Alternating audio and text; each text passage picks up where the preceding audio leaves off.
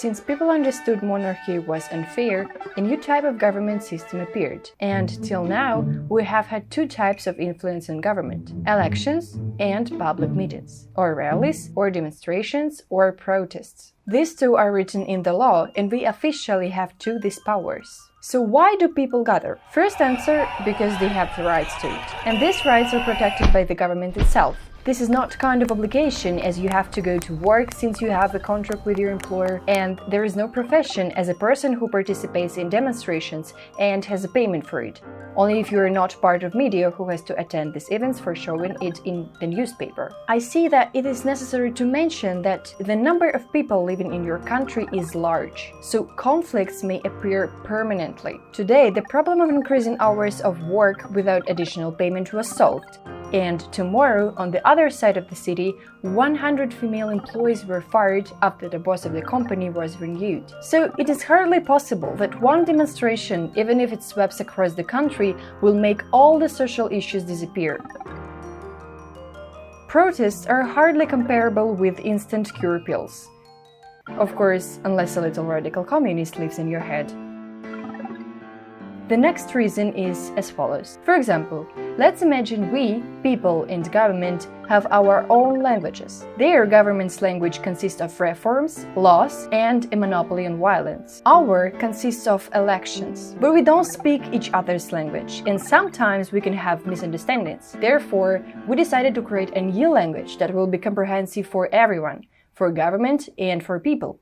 Public meetings, or rallies, or demonstrations, or protests. This language is easy, and we don't need to learn the small details of another language. We just need to go outside and speak out loud. This is the second answer, because it is the way we can simply and quickly let them know that we disagree.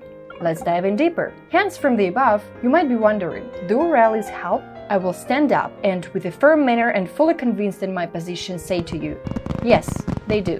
Rallies and protests are peace meetings, which make a huge difference with revolutions. Radical ways include having weapons, a desire for blood revenge and violence, while peace meetings include placards, quiet and loud marches, flag flying, and demands to go in line with the existing constitution or any other law.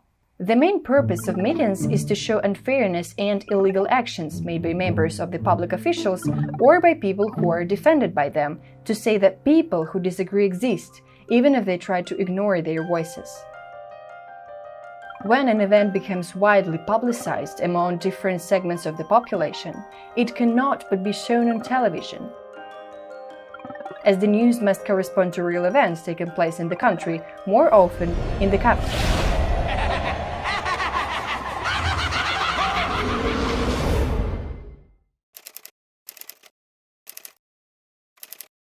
The government does not need to look suspicious in the eyes of the population, which means it is impossible to lie openly. So it may be enough to have one such protest for them to start reaching a compromise with a society.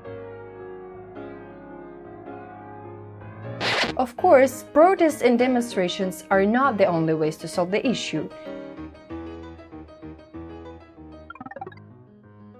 There is still a court, and I believe that any court has to be fair and impartial regardless of the circumstances in which the judge is. And in the best of many ways, the trial is followed after the protest. The perpetrators are punished by the Constitution, justice is restored.